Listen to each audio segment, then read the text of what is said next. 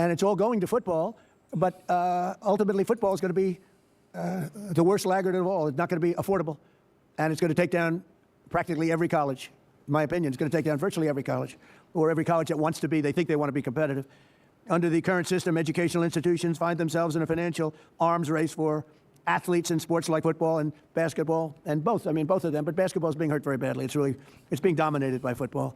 Last July, I signed an executive order to stop destructive pay-for-play schemes that are all over the place and keep college athletics rooted in the traditions that made it great.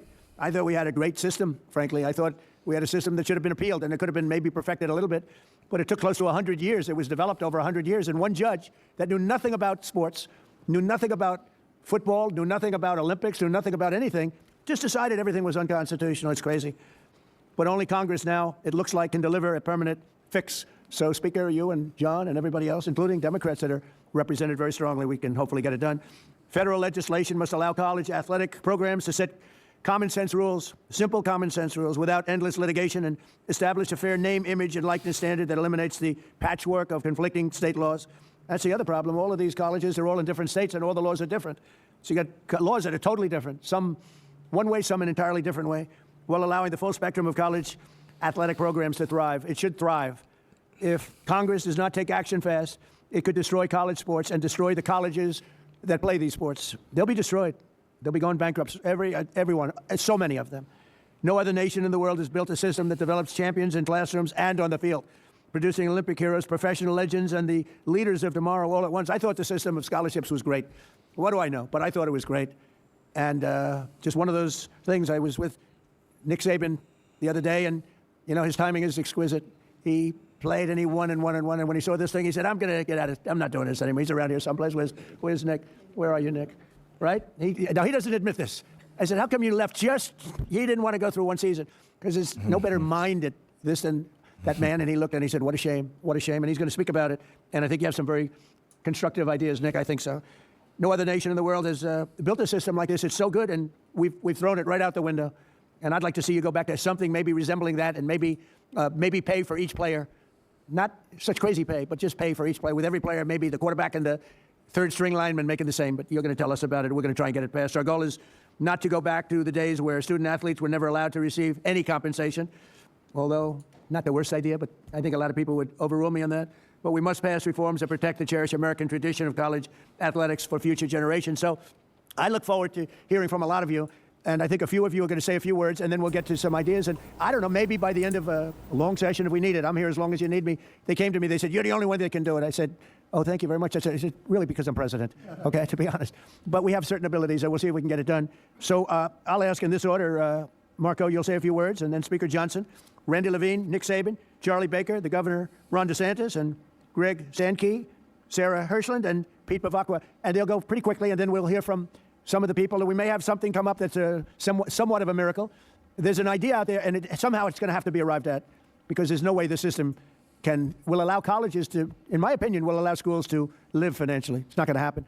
So if I could, I'll ask Marco, you can start, and then Speaker, and then we'll go through the list, and then we'll take some ideas or questions. All right? Thank you very much, Marco. Thank you, Mr. President. And I'll be very brief. The first is, I think you've already touched on, and that is what a unique institution college athletics is to the United States. Very few countries in the world actually have something like what we have. And it's not just unique, it's really important. A lot of people don't see some of the aspects of it that are so positive. The first is the student-athlete experience. There are literally thousands and thousands of young Americans who are going to graduate this year with not just degrees, but advanced degrees. And athletics made that possible. And the athletic support and the academic support that they're receiving from these schools is extraordinary. So there are kids that literally would not have gone to college or may not have considered it, and certainly not the advanced degrees, without the help that this provides. Also, the development of the individual that student athletics provides. I mean, look, if you can show up at 6 a.m. in the morning every day for a lift, you're learning one of the most important lessons in life. 95% of life is showing up where you're supposed to be on time. These are extraordinary lessons that people are gaining. Two more things that people don't think about: unity. Few things in America unify us anymore, and one of the things that does is college athletics. In particular, I can just the experience of a Saturday, and I was about to say a Saturday in the South, but I don't want to discriminate against the other conferences. I'm sure it's true there too, where communities get together, people don't agree on anything else except that they want that home team on the field to win, and it's one of the few unifying experiences we have as a country, and it's so critical. And the last you touched on as well, Mr. President, this is the feeder program for our Olympic teams. Without it, there is no feeder program. Other countries have structured it differently, but the way we have it in our country is so unique in that way. We all know the challenges, and what this system now needs is a system of rules and regulations, of guardrails, so that everyone is operating under the same rules. And it's difficult to do because it's moving very fast, but you've got the right people in the room here, Mr. President, and the right leadership. So thank you for caring about this, because it truly is important for the country and for millions of Americans who are fans and thousands of families who have student athletes in their family who have experienced the system or are going through it now. So thank you. And Marco has a conflict of interest that he didn't reveal, which is a very serious charge. Could be a criminal charge, actually, because his son is a very good player for a very good college and makes money with NIL. So there's a serious conflict of interest. But we'll take it. We waive his conflict. Please. Thank you, Mr. President. It's an honor to be here with so many of the all-time greats. It's a treat for us, members of Congress. There's many of them around the table, and they're happy to be working on the issue with you and for you. I would say, people often say that Speaker of the House is the most stressful job in the world, but then I think of SEC football coaches because they got to win every Saturday night. And my friends who are in those positions, I have a lot of sympathy for. I want to commend President Trump for his extraordinary leadership, and he leads on this important and complex issue as he does all others. He sees a problem, he wants us to solve it, and he assembles the right people to get that done. And I think he really is the only figure on the planet who could do that. So I thank you for that, Mr. President, getting everybody together. One more issue that we'll tackle. I'm a double alum from LSU, undergrad and law school, so I bleed purple and gold, and we talk a lot about college athletics down where I'm from. It's a big thing, but the whole country cares deeply about it because it's part of Americana, as Marco was saying. It's part of who we are as a country, and it's so important, and we have to navigate through these unprecedented waters together. I'm glad there's some really smart people who are working on that. Mr. President, Congress does need to act quickly because it's getting out of hand, and I think everybody here recognizes that. I want you to know the House has been working very deliberately and I think very effectively on this. We've done a lot of good work, and many of you are familiar with the SCORE Act. We passed a important procedural hurdle in December. We're right on the verge of passage in the House, and we now think we have the votes to do that. But that's why this meeting is so timely, because we want to have the conversation today and in the days that follow, because we want to make sure that we get it right. It's a bipartisan product. It has broad support in the House. We believe we'll have every Republican now, and we have a double-digit support of at least Democrats. It is bipartisan. A lot of good work's gone into that to get it there, and we think it may be the vehicle to get us to the next phase of this and this essential conversation. But the next step is preparing that legislation for final passage. So I was talking with Randy and many of you who are leading on this. This is a very important and timely conversation that we'll have today, and I said in the days that follow. We're encouraged to see all of you, the experts who know this issue better than anybody in the country, willing to put your time and effort into it and provide feedback, because we want the final product to be the best it can be. We want to accomplish the necessary ends, and we think we're very close. Everybody here wants to see this American institution succeed, and we have that opportunity within our grasp. And we want to make sure that the solution we develop actually works for student athletes who are at the heart of this, and that's who we care about so much. And we know that the foundation of any good deal begins with getting the right people in the right room, and this is the right room, and this is historic. And no one knows better than the man who literally wrote the book on it, and that's President Trump. And so I want to thank you for assembling us, Mr. President, and we look forward to the discussion. I yield back. Thank you, Mr. Trump. Thank you, Mr. President. Thank you. Thank you, Mr. President. Thank you, Mr. President, for putting this group together. I could have been there. Leading up to this, wherever I would go, because I had an interest in this, both professionally, what the Yankees have done, and my experience on board of directors of various colleges, everybody would say over and over again, this thing is failing bad, and it's like a hamster on a wheel. It kept spinning on the wheel, but never getting off. It was never done. And they told me, please talk to the president, because he's the only person who will convene a group like this in order to reach a consensus to get it done. And he agreed to do it. But he said to me, if I'm going to do it, it has to be bipartisan. And he asked me and the speaker and everybody else to make sure it is bipartisan. And it is. We have people from both parties here, and that's what has to happen.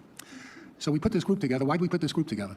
Because it's representative of the people who know the best on how to solve this issue. We have college presidents who've been living with this from all over the country. We have some of the finest athletic directors who have been pioneers in this area. We have professional sports executives. Why do we have them in the room? The answer is, as Commissioner Silva would tell you, or Hall of Famer Lou Lamoriello, these issues have been in professional sports for a long time. We have a lot of experience. I negotiated the first revenue sharing agreement in baseball.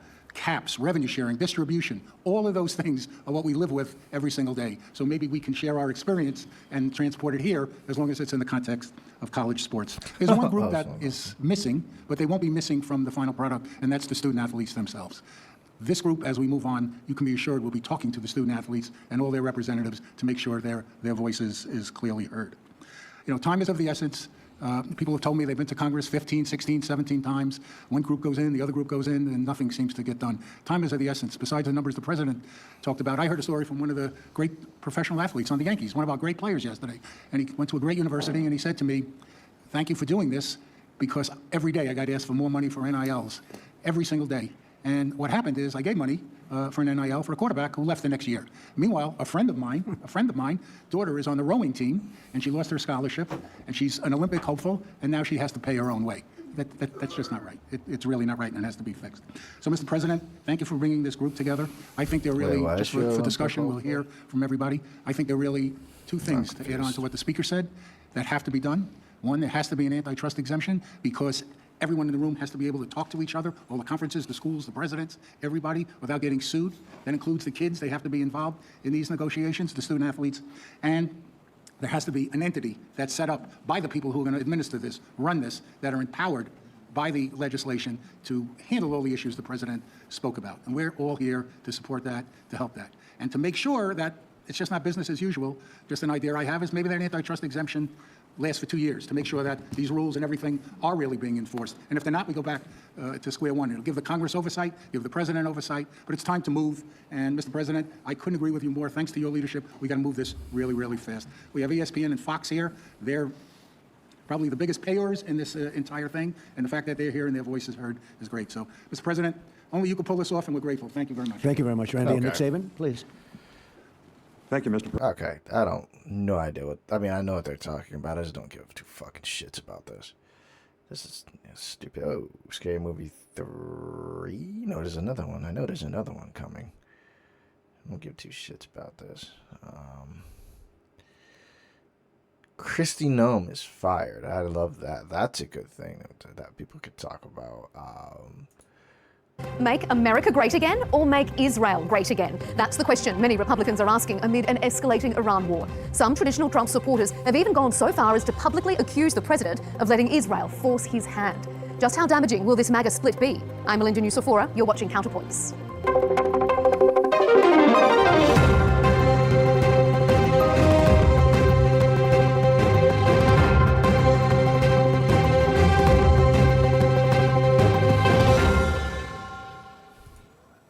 Three simple sentences have sent shockwaves through Republican circles. Secretary of State Marco Rubio wasn't cornered or thrown off guard by a trick question. He offered up this explanation for war freely.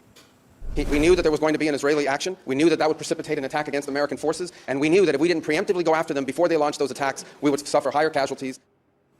Conservative commentators were aghast. Was the Trump administration really admitting that it went to war because Israel was facing an imminent threat?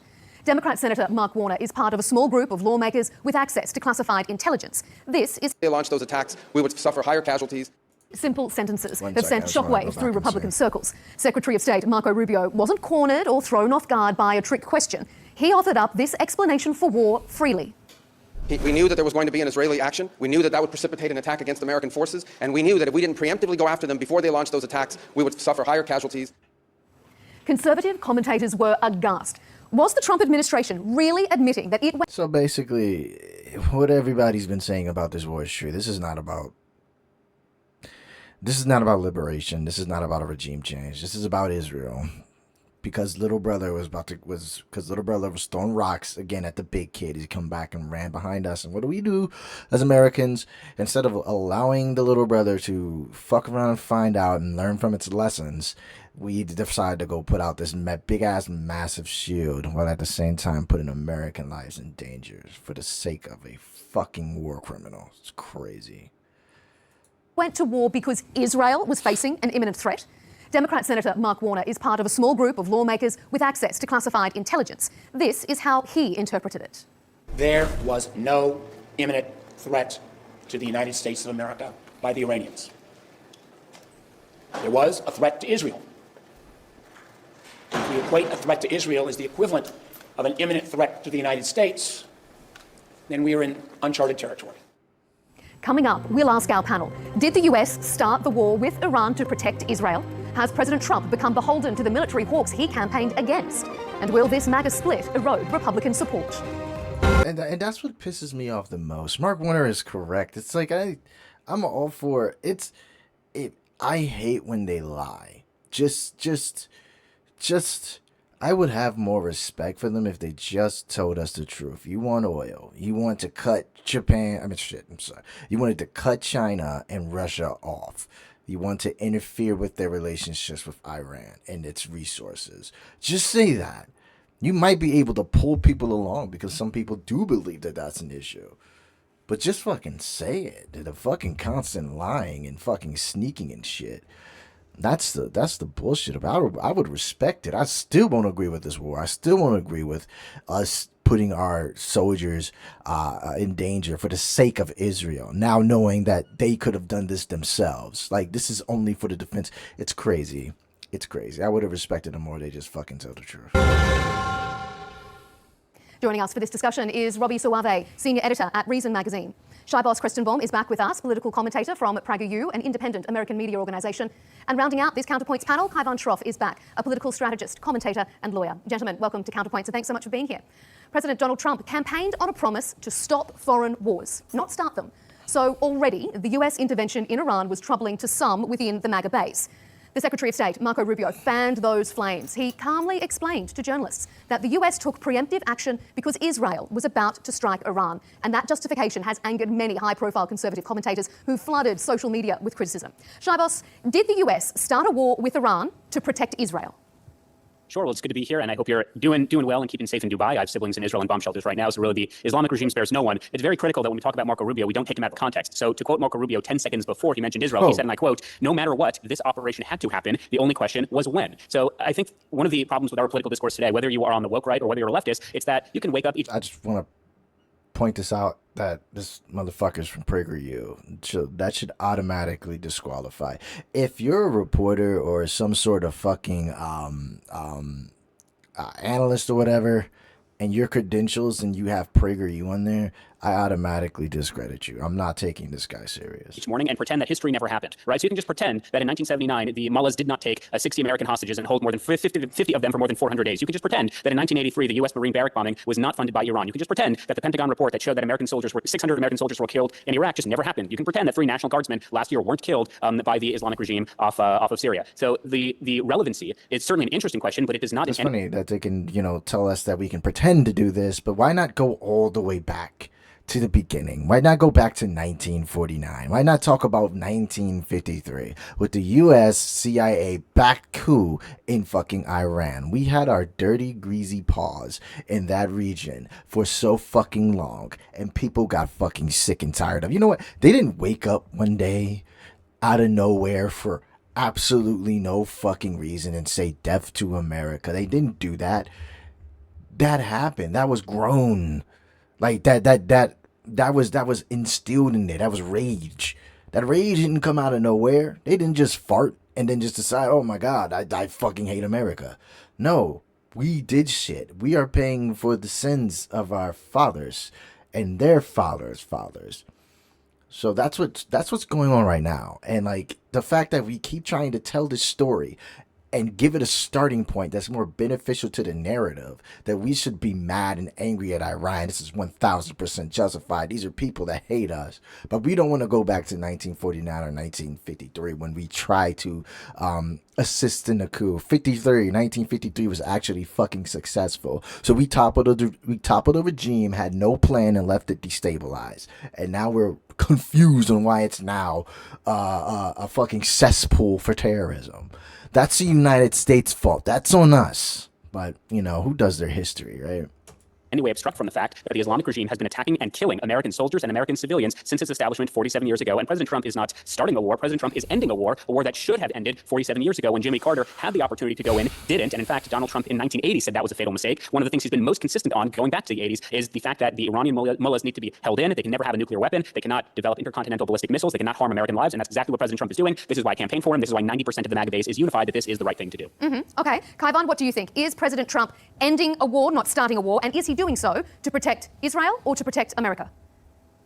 Well, the reality is we can never get the truth out of this administration, and it seems like this administration themselves doesn't know the reason that they made this attack. We've seen incredibly inconsistent justifications from Rubio to Trump to Mike Johnson. Nobody has a clear answer here. And of course, it's concerning when already there are so many problems here domestically for the people focused on just putting food on the table. Now gas prices are skyrocketing. I think the reality is Americans do see this war as being fought on Israel's behalf after years of really Israel losing at least its PR campaign here in terms of U.S. support. So this is absolutely fracturing the MAGA base, but among many other issues. And I think that's the bigger point, right? They're fractured on Epstein, they're fractured on the economy and tariffs and immigration. So this is really destructive to that coalition. And I think it'll only get worse as facts come out. But also, right, we just lost 6 troops. And the way Donald Trump is handling this is so cavalier. He doesn't seem to care very much. He's talking about his curtains in that clip that went viral, right? And it seems like there was no plan here, no preparation. And so you can go back 100 years, 200 years, 1,000 years to justify this, but nobody's actually buying it in the present day.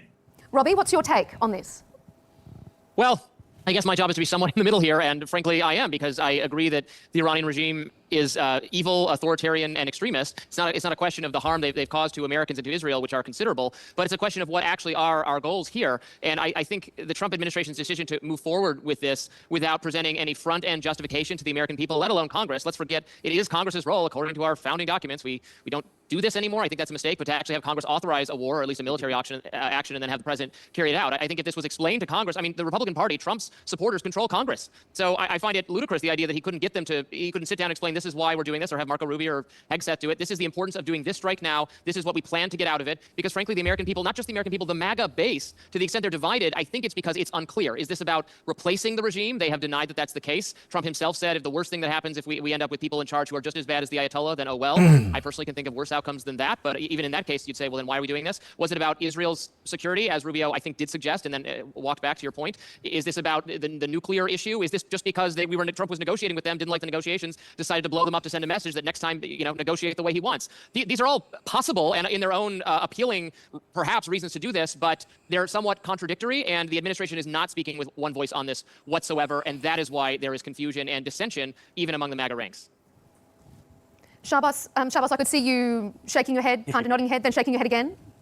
Well, when Robbie was talking, I was nodding yes. I appreciate Robbie's intellectual honesty because it's true. We have not declared war since 1942 when we were declaring war on Bulgaria and Hungary. So this bizarre double standard that the Democratic Party is suddenly so fascinated and interested in ensuring that there's congressional authorization. Meanwhile, Barack Obama declared war, I shouldn't say declared war, but he bombed in more countries than George W. Bush and Dick Cheney, which is pretty incredible when you think about it. So that's the first point that I want to thank that both the left and the right for admitting that we should not have this double standard. I also think under Article 2 of the Constitution, as well as the AMUF of 2001, it's quite clear that President Trump has the authority to go in, at least for the first 60 days. After 60 days, maybe we could take it from there. I do want to say, though, the easiest talking point to debunk is that MAGA is split. I mean, I was on this show, literally on this show, during the 12-day war Operation Midnight Hammer, and we had the exact same conversation of, the MAGA base is splitting. I am telling you, as someone who is in MAGA, as someone who will be at the White House next week, the MAGA base is not splitting on this issue. Every single public opinion poll supports the idea that if you are a MAGA-identifying Republican, you overwhelmingly support this operation, just like you supported Operation Midnight Hammer. I would also note that on the first day of the war, CNN showed that roughly 6 in 10 Americans did not support the. This is the most unpopular thing, one of the more unpopular things the Trump administration has done. The American people have spoke.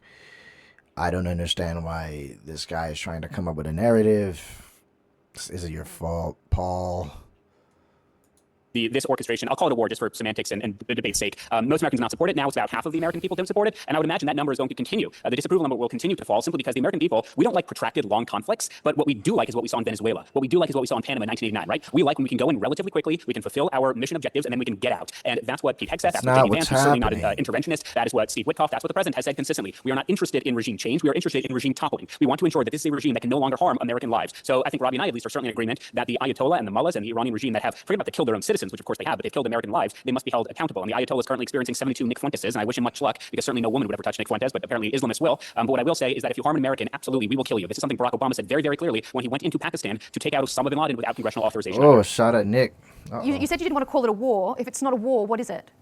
So again, I'm happy to call it a war. The reason I'm not saying it's a war for this debate's purpose is because I don't actually know, because I'm not a prosecutor, I'm not an attorney, I'm not a legal scholar. I don't know technically what it is being called, but if President Trump wants to call it a war, I really have no problem with it. As I said, even under the War Powers Resolution 1973, he even has 60 days. He's notified Congress, which, by the way, Marco Rubio, the current Secretary of State, when he was part of the Gang of Eight, he said Biden never briefed us when he was conducting airstrikes in all these Middle Eastern countries, whereas Marco Rubio now is the Secretary saying we've been briefing as many members of Congress who wanted to be briefed. So he's been meeting all the requirements under the War Powers Act of 1973, leaving aside the fact, and Robbie might actually agree with this, that there's a strong argument to be made that the War Powers Act is unconstitutional in and of itself because it overrides Article 2 of the Constitution, but that's a conversation for another point. So if we want to call it a war, I'm happy to call it a war. The reason I didn't mention war because I know the left in America in particular, they know this is such an objectively good thing, so they don't really have a reason to be against it. So the reason they found to be against it is like, it's unconstitutional, it's illegal, it's unauthorized. That's the only talking point they really have. So I wasn't even trying to get into that talking point. But if we want to get into that debate, I'm happy to. Okay, we won't get into semantics, but Kaivan, does the left think that this is a good war and it's only the semantics that you have an issue with? You know, I totally agree this regime was evil, and it's great that he's killed. The reality is, though, they have no plan, so we don't know who will come in. They could be worse. And we've learned from Iraq, right? Toppling the regime is the absolute easiest part of this, right? It's the follow-up, what comes next. And they have zero plan on that. So we can't expect it to be great. It doesn't seem like national security experts think it's going to be great. So it does seem like this is really, by the way, Robbie's very generous to say that Trump just hasn't explained this to the MAGA base. I don't think the MAGA base is known for their critical thinking. They're going to take some of his talking points, whatever sticks, they're going to run with it. They're going to parrot it like our guest in the middle here. But the reality is, this is about the independents, those voters that are swayable, those voters that did actually believe somehow, some way that Hillary Clinton and Kamala Harris were the war hawks and Donald the Dove, right? That ridiculous Maureen Dowd column. Those people Trump is losing in droves. And we saw this in 2025, actually, right? Trump won with young men in 2024, but by 2025, just a year later, he was 10 points down with that demographic, specifically because of the issue of starting up all these foreign conflicts and betraying that campaign promise. Robbie, what's your take on that? Yeah, and I would add to that. I mean, the Iraq War parallel is very apt because this certainly seems more like that. Given, and I understand Trump is a very creative, unorthodox political figure who is not, I would argue, primarily ideological, and I don't even mean that as a criticism. I think he sometimes confuses people on both the right and the left because he doesn't think on the level of ideology. I can't do this for ideological reasons. He just does what he wants to do and what he thinks is popular, which has led him on the foreign policy to what I would argue are often some good instincts in not wanting to have intervention and start new wars. Amazing, but then we've seen what's happened throughout this this second term of his. You know, the Maduro thing, the Venezuela thing, we didn't overthrow that regime. That regime is very much still in power. It's just a different person in power. We can take out leaders we don't like. We can, our military, our bombers are very powerful. We can kill a lot of evil Iranian leadership. But is that the same thing as replacing the regime? I struggle to understand how the regime itself will be replaced by democratic pro-Western forces without ground involvement, as was necessary in Iraq. That's a sort of thing that people have. Just trying to guess the ages of my fellow participants. People of our generation all have bad PTSD over with respect to Iraq, an award that again was brought before Congress and voted on and justified both internationally and domestically to political leaders. This happened in the night, and then it was explained to us next. If it's going to be a replacement of the entire regime, that's just going to take an effort that I don't see how you get around explaining what the plan is and having people vote on it. Unlike Venezuela, where we were in and out, but we did not purport to replace the regime whatsoever. Well, similar to Venezuela, President Trump has said just recently that the US will have a role in picking Iran's next leader. He said that to a couple of news outlets. So if this is not about regime change, Shabbos, what's it about? And how can the US have a say without necessarily having troops on the ground and getting more bogged down in this conflict? Sure. So again, it's not about regime change, it's about regime toppling. But I just want to first respond. But if President Trump is saying he's going to have a hand in picking the next leader, well, that is regime change because he's going to install a new leader.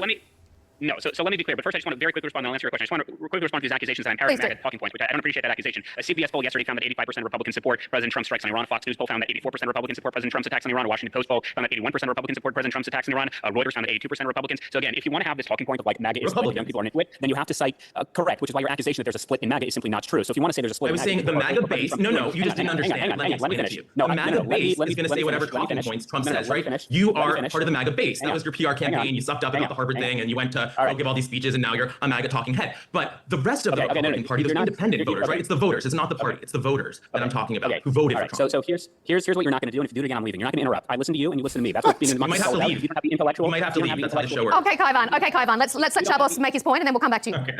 If you don't have the intellectual capabilities or the emotional maturity, that's fine. And then Okay, respectfully, gentlemen, please. Let's play nice. Well, I am being respectful. I will patiently listen and I'll respond, but evidently you can't do it. In terms of the goals of the war, and this is what I want to be super clear about, there are multiple goals. Number one is ending Iran's pursuit of nuclear weapons. That was started under the 12-day Operation Midnight Hammer, and it continues today. Halting the expansion of Iran's ballistic missile arsenal, preventing development of longer-range missile systems capable of reaching the United States, which is what the Ayatollah repeatedly suggested he wanted to do. Neutralizing threats to close the Iranian threats of closing the Strait of Hormuz, degrading the networks responsible for killing Americans, ending the ability of the terror regime to fund its proxies like Hamas, like Hezbollah, like the Houthis. So when we talk about the goals of the war, I think they're relatively evident and they're relatively obvious simply because Caroline Levitt, Marco Rubio, Pete Hegseth, J.D. Vance, Donald Trump, they keep repeating it over and over again. These are our explicit goals. Now we can talk about what is the day after, and I would agree with you. We do not want to be involved in this. We do not want it to be a quagmire. But people have to remember Donald Trump ran in 2015 and 2016 as opposing the Iraq War. Now whether that was accurate, whether he actually opposed the war in Iraq in 2003, that's debatable. But this is not someone who wants interventionism. This is not someone who wants boots on the ground. This is someone who wants quick and decisive military action. And we are already seeing that. I mean, I made a joke last night that I currently own more boats than the entire Iranian naval fleet, which is true because I happen to own one boat and they currently own zero. That is because we have destroyed their entire naval fleet. We have destroyed, or I shouldn't say we've destroyed. We have killed their Ayatollah. We have killed the second in command. We killed the top 40 IRGC commanders. We have air superiority in less than 3 days. This is a remarkable achievement, and it shows the dominance of the American military and, of course, the complete collaboration, vindication of the U.S.-Israel relationship. So do we want boots on the ground? Absolutely not. Do we want a long, protracted conflict? Absolutely not. You know who else doesn't want that? Donald Trump. He keeps saying it every day. No, Robbie, is Israel, not the US, the driving force here? I mean, we've got the president of the US saying that they acted because Israel was going to be struck, and now the US is going to have a role in picking the new leader. How is that making America greater? Right, and I would define regime change as having their entire system of government replaced with one we want. That's what we did in Iraq, right? They had a dictator that was replaced by some form of democratic governance. We had the political party of the dictator run out of office.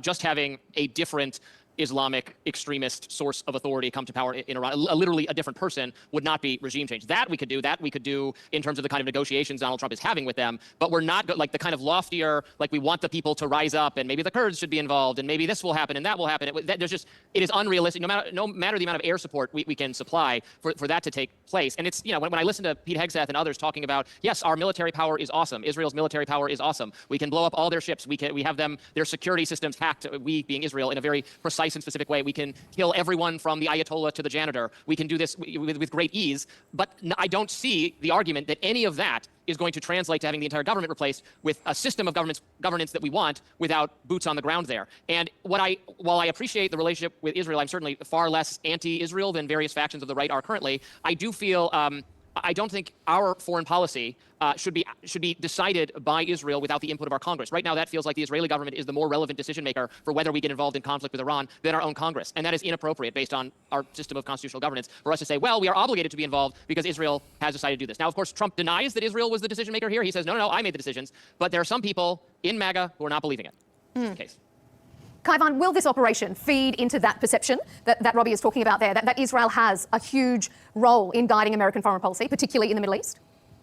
Of course it will. And I think actually this is where the extremely powerful right-wing media ecosystem is a double-edged sword for MAGA and Trump right now, because they've uplifted and given so much power to folks like Nick Fuentes, like Tucker Carlson, and those people are aggressively against this. So they are changing hearts and minds in real time, very upset about this, talking about Trump betraying them. So obviously that has effect. I do want to say though, right, the idea that everyone's aligned on the goals of this conflict is fundamentally ludicrous because they're not even aligned on the reason for it, right? So that doesn't make sense, because if you're saying you went in to stop nuclear capacity when just months ago Trump claimed all the nuclear capacity was destroyed, then your goal is to get rid of the nuclear capacity. So that's a totally different project than XYZ other option, right? So the fact that they aren't agreed on why they did this shows that they aren't agreed on what the goal is, what the plan is. They, by the way, are giving conflicting timelines on how long this will last, what the tactics will be. So there really is no plan here. And then you have to think about how much news the average American is actually getting. What do they know about this right now? So far, they definitely know that Trump campaigned on less foreign conflict and has upped that. He's attacked Iran. They know that Israel is involved. They know that 6 U.S. service members have died. They may know that there's no plan, but other than that, they probably don't get into the nitty-gritty we're all talking about on this platform. And so the reality is all of those things are pretty negative when you look at the picture for Donald Trump. And then you add it to the context of most voters do not feel Trump is focused on the things that matter to them, the economy. That's number one, right? So that is a disaster scenario. And then, of course, we have our midterm elections here. We just had some of the primaries wrap up, but that's going to play a huge role as well. And then I think even looking to 2028, Trump is now tainting all these high-profile Republican figures that carry water for this in a major way. So who are the people that can distance themselves enough and carry that MAGA mantle, I wonder?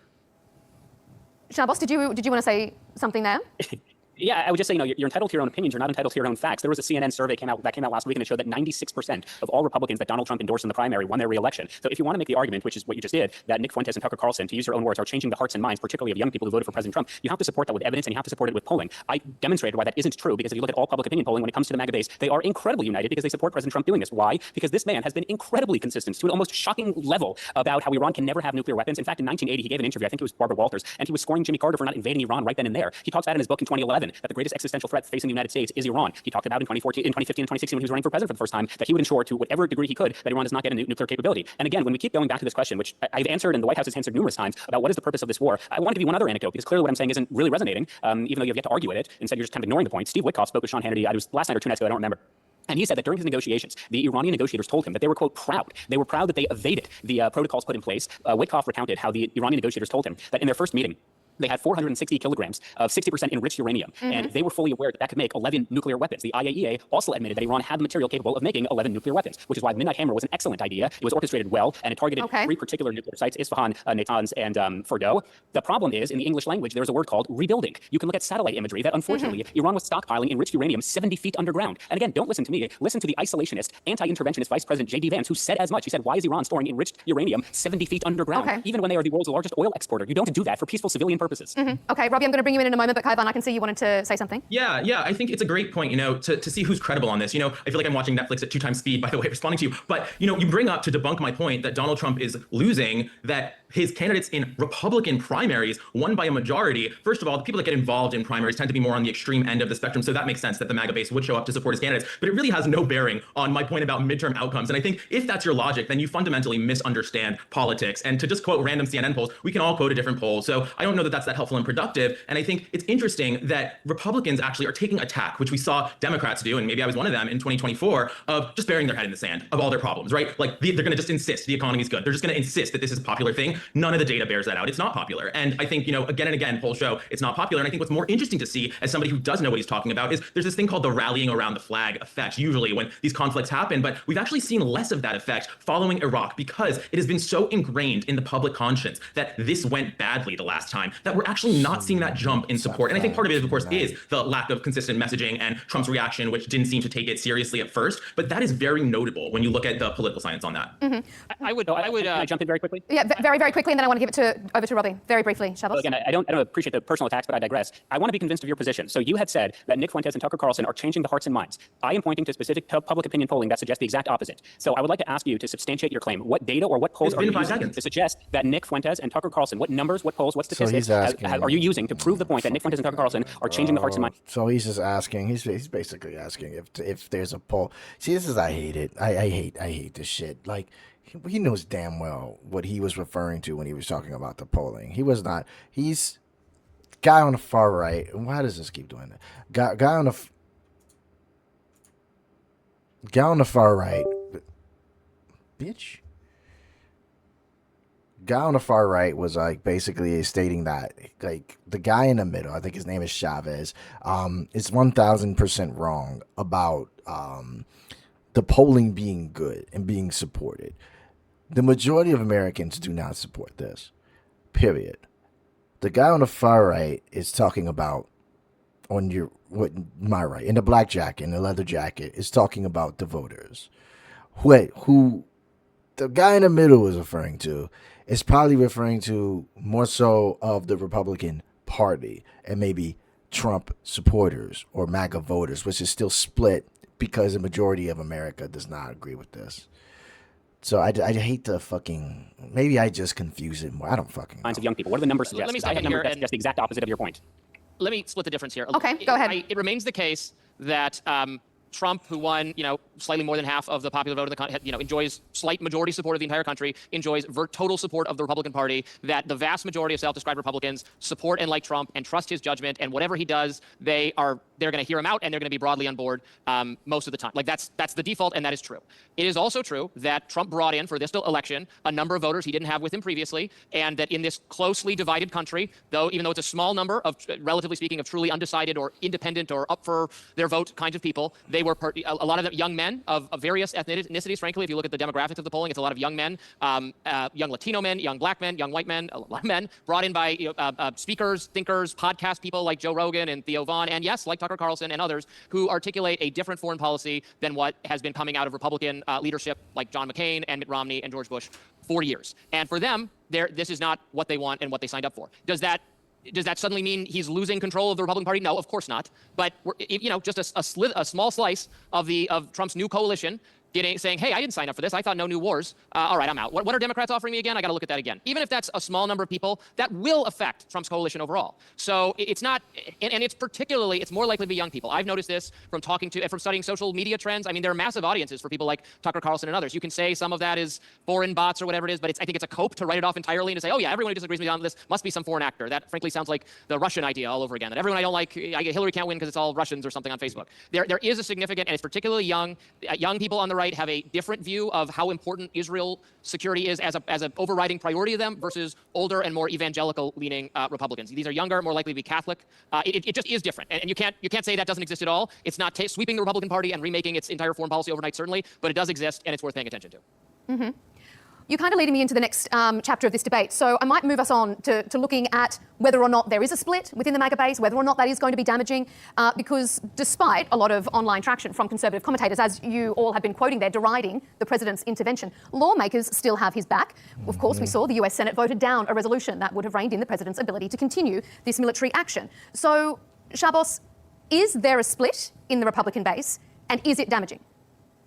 For just once, I want to come on this great program and not talk about this split that isn't happening. So again, I would totally agree with everything Robbie just said. And Robbie, don't discount the power of the Russian bots on Facebook, all right? My mom was easily duped. But what I will say is, yes, there's a split amongst the American people because we live in a democracy, and the Republican Party will be in power, and I would imagine they probably won't be in power after the midterms because historically that's just what happens 2 years into a presidential administration. So certainly there's a political split. There's nothing insidious or nefarious about it. That is part of living in a healthy democracy. And I think the real test of the endurance of the Trump agenda will be in 2028.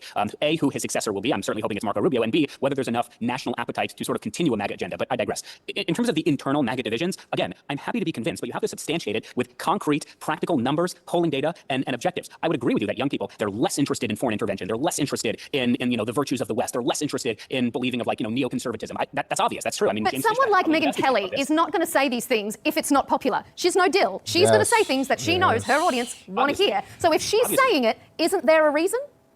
Obviously, but my argument, and I'll simplify it, my argument is the people she is catering to, the people that Tucker Carlson are catering to, the people certainly that Nick Fuentes is catering to, are overwhelmingly not Trump voting, or I should say Republican registered voters. They just aren't. In fact, Nick Fuentes, forget about the fact that he said just yesterday. Forget about that. If Charlie Kirk was still alive, I'm 1,000% sure Charlie Kirk would disagree with this. And Charlie Kirk's fan base, Charlie Kirk's base was big base for Donald Trump. A humongous base for Donald Trump. Is he stating that if Charlie Kirk, Tucker Carlson, Megyn Kelly, Joe Rogan, I think Andrew Schultz at one point, right? If all these individuals now flip and disagree with what Donald Trump says, that he's not losing their fan base, their voter base, I disagree. He's only going to be voting for Democrats in the future. In 2024, he literally encouraged his followers to vote for Kamala Harris. Okay, Donald Trump just 2-3 days ago said that Tucker Carlson doesn't know what he's talking about. Said that Megyn Kelly, should tone down the rhetoric and open a history book. So And yet Tucker Carlson was just at the White House. Isn't that the point? Correct. And by the way, this is why you're seeing splits, for example, not just amongst MAGA voters, but traditional conservatives saying that He just admitted there was a split. J.D. Vance, when he decides to run in 2028, should he have a shot at the nomination, he would need to denounce and condemn people like Tucker Carlson, people like Candace Owens, people like Nick Fuentes. So is there growing fissures? Sure. I'm just arguing that statistically speaking, it's not significant enough to create any type of real division, which is why, I'll say it again, upwards of 80 to 89, 85% of MAGA-aligned Republican voters are in strong support, not only of President Trump, but of these operations as well. Okay, Kaivan. Yeah, we got to make it make sense. So the split is so great that J.D. Vance, Trump's vice president, is being forced to take a decision or stance on the issue, but the split also doesn't exist. It doesn't add up. Also, you can't talk about the power of Turning Point USA and all these sort of operations that Republicans love to champion that I do think are powerful and effective, but then not say it's a problem for them when they have somebody like Candace O making a documentary about whether Erica Kirk killed her husband. I mean, all of that stuff tears away at the coalition, obviously. Like, it's just so clear. And yes, this is less than a week old news, so we'll see what the actual data and polling bear out. But again, as people in this space, we're having this conversation to discuss topical news and what we think will happen based on what we know about this topic, right? So, I mean, we all see, except for one of us, it seems like, where this is going. Well, I'm glad you brought up Candace Owens, because that's actually a pretty good example. She was not invited or allowed to speak at a TPUSA conference in more than 4 years, but I digress. So again, I'm not denying that there is a growing problem. What I am saying is it's not enough of a problem at this moment in time whereby a political commentator or political analyst can seriously suggest that there is such a fracture, whether it's in the MAGA base or whether it's in support of these operations in Iran, that it's going to seriously hamper the Republican efforts in the midterms or in 2028. Then why is J.D. Vance a whole host of issues, whether it's the Epstein files, whether it's the cost of living. I mean, they're genuine domestic issues. But the argument that people are propping up, and particularly propagated by the mainstream media, that this is the issue that is tearing the base apart, how can you possibly say that when, again, I sound like a broken record? 80 to 85% of MAGA-identified Republicans say this is something they support. So again, there's more ideological diversity amongst the conservative movement than there is within leftism. I mean, this is brought out by almost all publicly available opinion polling. However, when it comes to certain key issues, there is unity. And even without the unity, or I should say even within disunity, that's good. That's healthy for a democracy. And that's why we have a president who's calling out people who he does not believe are aligned with MAGA. How detrimental will those people be? I don't think they'll be that detrimental. I think what will be more detrimental is, again, those other issues I mentioned, like the cost of living or domestic issues or immigration. Okay. But it's not going to be the strikes in Iran. Robbie, what do you think? Is there a split? Is it damaging? Trump campaign saying no new wars, no foreign conflict. Are his base scratching their heads and wondering who they voted for? My point would be that you only have to lose because of this a small number of people from the coalition to have it be catastrophic, because this election is decided by a couple thousand votes in like 3 or maybe 5 different states. So, if rural people in Pennsylvania love this war, then it's going to be a huge victory for the coalition. Like it's going to be great. But if you're, and also the attention economy matters. I mean, Trump did really well for himself in the 2024 campaign by, again, going on all these podcasts, going to new places where people are getting news and entertainment, these long form things where you just sit with someone and you talk for forever, a format that Kamala Harris not only she did not excel at, and frankly knew she did not excel at, and did not want to take advantage of opportunities afforded to her because she couldn't talk for this length of time. Trump did. That brought in a lot of first-time voters or first-time Republican voters. So no, I agree. Like the coalition isn't dead tomorrow because Trump has done this, but it's also just like it makes this the conversation again. Oh, another new war in the Middle East. Oh, we're doing what Israel wants, and there is a growing percentage of the MAGA base, not a majority, not all of them, who are sick of the focus on the Middle East and Israel. I mean, I am sick of talking about these things some of the time as someone who is not, Middle East first in terms of my areas of expertise. I'm like, oh my gosh, we have to talk about this again on my right of center news show because this is what's going on. And there's a kind of level of exhaustion, I think very typified by Matt Walsh of the Daily Wire, who has not gone, does not go full Tucker and is not like rooting for America's enemies to succeed, but says, I would just like to be more domestically focused. And why is this our problem? I think that is a more broadly shared sentiment in MAGA. It's one thing to not give them exactly what they want, and another to go 100% exactly headfirst in the exact direction you said you would not to them, which is, the difference between kind of passively supporting Israel, giving them money, letting them kill terrorists, and, not asking questions, looking the other way on one hand, and saying affirmatively, yes, a regime change war with Iran. Like there is the difference where I think you risk losing too much of MAGA, if that makes sense. It does. And it leads me right into our very final question because we're almost out of time. So I'm just going to ask it to each of you for a very succinct and short answer. Shahboz, how does this conflict make life for Americans better? Pointing to what Robbie was saying there. They want a domestic focus. You've said it as well. Cost of living. How does this conflict make life better for Americans? Well, I think it's a disingenuous way of asking the question. We can sort of walk and chew gum at the exact same time. So it's not like a week ago when there was no war in Iran, we didn't have a cost of affordability issue. It's not like a week ago when there was no war in Iran, this is not the cause of it. Legal immigration. In fact, we spend. But how is this going to make Americans safer? I'll tell you. Well, okay, Americans safer. That's demonstrably easy to prove. For the 609 American soldiers who were killed by Iranian IEDs, their loved ones have some sense of closure. For President Trump, who had 2 targeted assassination attempts against him by the IRGC. He's certainly safer. For the American people and the American soldiers on bases all around the world, they're certainly safer so long as the Ayatollah is dead and the IRGC has been defanged. So I think that's a much easier case to be made, that objectively speaking, we are far more safer. I mean, look, 45 Americans were killed on October 7th. October 7th could not have happened without Iranian mullahs funding Hamas, funding Hezbollah, funding the Houthis. So long as we defang the IRGC, I mean, look, the biggest oil exporter in the world, or one of the biggest oil exporters in the world, is Iran, and most of those oil exports go to China. So now China's going to be crippled by this. So in terms of a safe question, that's super easy to answer. In terms of like a practical, and this is what Matt Walsh always gets at, if I don't see it practically in my life, how is it doing better? I would say, look, the American people, as I said, we have domestic priorities, and sure, we can talk about both of those things at the exact same time. We spend about $2 trillion on Medicare, Medicaid, Social Security, and about $900 billion on our military budget. So it's not like the reason we don't have healthcare or the reason we don't have Social Security is because of the budget, because we spend way more on entitlement programs than the military budget anyway. Okay, all right, Kaivan, very briefly to see us out on this program. How does it make life better? It doesn't. Short and sweet. I like it. Thanks, Kaivan. Robbie, how does it make life better? How does it make Americans safer? Or does it? If the leadership of Iran ends up replaced with someone who is has better policies toward America, and it results in less money being directed to terrorist groups, then I would say it was a success, but still Congress should have voted on it. And if it takes 4 to 5 weeks to get there? Well, what I would say is I have a lot of skepticism that will be the case, that we will replace the leadership of Iran with someone who is in any way better from an American perspective, but I remain open-minded. Let's see how it plays out. Gentlemen, to all of you, we appreciate your diverse perspectives on Counterpoints, as always. Robbie Suave is Senior Editor at Reason Magazine. Thanks for being here. Shahboz Christenbaum, Political Commentator for PragerU, an independent media organisation, and Kaivan Shroff, Political Strategist, Commentator and Lawyer. Thanks for all of your contributions. Best. I honestly believe that we're fucked. We're fucked. As far as the next 10 years.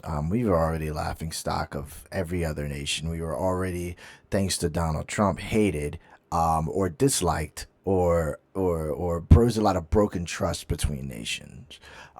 This attack on Iran has showed me a few things. One, that Trump is bitch made. Not our military. Trump is bitch made. Not America. Trump is bitch made. You want to go and attack and topple a regime because of how they treat their people. Or you want to topple a regime for liberation, but you won't go liberate the Ukrainians from Russia? You won't go balls to the wall to stop Russia from killing people? But you want to involve yourselves in affairs that have nothing to do with you. You want to involve your affairs under the false premise that you're going in to liberate people. And speaking of that, when Donald Trump told these individuals in Iran to go protest, we have your back, and then said, you better not kill those people. And that's exactly what the Iranian government did. Those people went out there on his word and protested, said that he had their back. They were massacred and nothing happened. That is the President of the United States. That's my President of the United States, who made the dumbest mistake, and that is promising citizens of a foreign nation what's going to happen, that they are safe because of the U.S. That's the dumbest thing that you could have done. That is one of many reasons why you should not have been reelected. Period. But stupid people do stupid things, and here are the stupid consequences that we have to now pay because of the stupid decisions of others, the non-voters and the Trump supporters. Thank you very, very fucking much for your participation in the downfall of America. Based.